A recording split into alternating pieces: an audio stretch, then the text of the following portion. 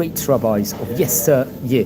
We're exploring some of the highlights of the great Rabbi Chaim Avraham Israel, also known as Mara Israel, very, very great rabbi in itself.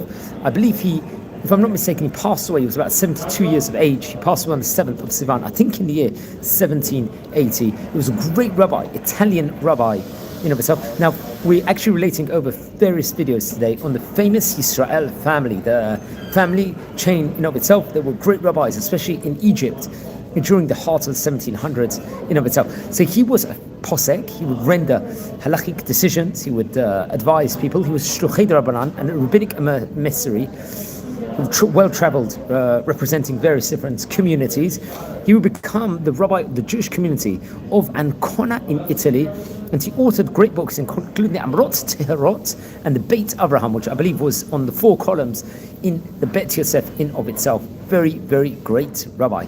Let's explore some of the highlights of the great rabbi's life. Now, he was born, it was reported over, in Jerusalem, in the Holy Land in of itself. And when he was young, he would move to Rhodes. I think Rhodes is in modern-day Greece. I think at that point in time, his father, Rabbi Moshe Israel, was appointed chief rabbi of that community. Very interesting enough. He got married, I think, shortly later, and traveled to various different places, including Constantinople, to print his father's book. The book was called the Mashat Moshe, if I'm not mistaken, in of itself. He would be appointed, let's say, a rabbi in Candia in of itself, and it's interesting. He had the Israel family was a famous rabbinic family in of its day, in of itself. His brother, Rabbi Eliyahu Israel, traveled to Europe as a shluchei d'Rabbanan, and upon his return, he would also follow suit, and he would be appointed the rabbi of Alexandria shortly later. Very interesting. And then he would move to Livorno until he was appointed, I think, the rabbi of the city of Ancona in of itself. So he really had various different strong positions in of itself. I think he would serve several years over there as the head rabbi. It's actually interesting. I think the Chida really speaks to him. Rabbi Chaim Yosef David Erzulay will speak about him in the highest praise and mentions him inside the book called the Shem Hagdolim. Very, very great book in of itself. Now, it's interesting. His son, Rabbi Moshe, would also become a chief rabbi, let's say, of Alexandria in of itself. We've mentioned Rabbi Moshe. We actually dedicated a video with regards to Rabbi Moshe Yisrael. He passed away himself in the year 1802, and his son was a chief rabbi of Alexandria from the year 1784 to 1802, and I believe was also appointed a chief rabbi in Cairo in 1801. This family in of itself was many lines of great chief rabbis between the years 1730 to 1830 in of itself. And it's actually interesting. His brother, Rabbi Reuven Eliyahu Israel, also headed, let's say, the rabbinates of Cairo and Alexandria at one stage in time in of itself. Very, very interesting enough. So a lot of the family were head rabbis. Now, Rabbi Chaim Avraham Israel's father was also of the name Moshe. Probably his son, he named his son Moshe after his father, Rav Moshe. So Rav Moshe Israel, I believe, was a rabbi for about 70 years he lived, and was one of the sages, the great rabbis of Tzfat, respectively, and of Jerusalem, I think during the heart of the 18th century in of itself. And he was a rabbi of the Jewish community of Rhodes, his father was.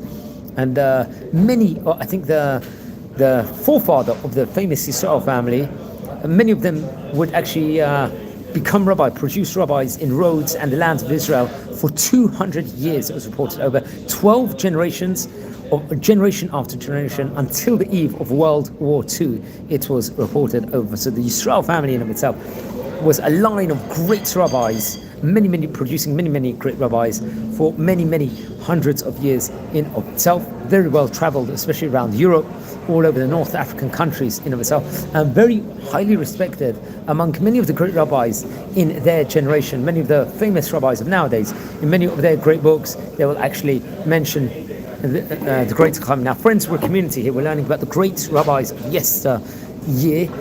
Over here, we usually will relate over a video of the rabbi during the time of the Hilula, or the time of the yard site. Over here, it's a special edition today. I'm concentrating on the famous Yisrael family, just a specific morning, doing videos on all the great rabbis. If you happen to be related to any of the great Chachamim, please send me an email. I would love to hear more. We're a community here. We're learning about the great Chachamim of yesteryear. If you feel anyone will be interested are watching any of these videos, share the videos to other people, and don't forget to subscribe.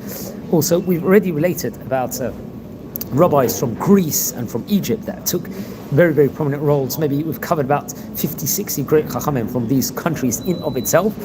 Now here we're trying to learn the entire map of the Sephardic Jewish history in of itself. I think it's really important that we learn it, real Jewish history. We find a lot of insights with regards to this. So watch over all the other videos. If you go on the playlist, we've spanned over 630 rabbis, many of them chief rabbis in their respective countries in of itself. Many of them would have great communication line with many of the dignitaries of their countries themselves, not just Jewish people, also the non-Jewish communities in of itself in those places. So it's really, I think, important that we learn about the science behind each area in of itself. So wishing you well, have a great week, and take care.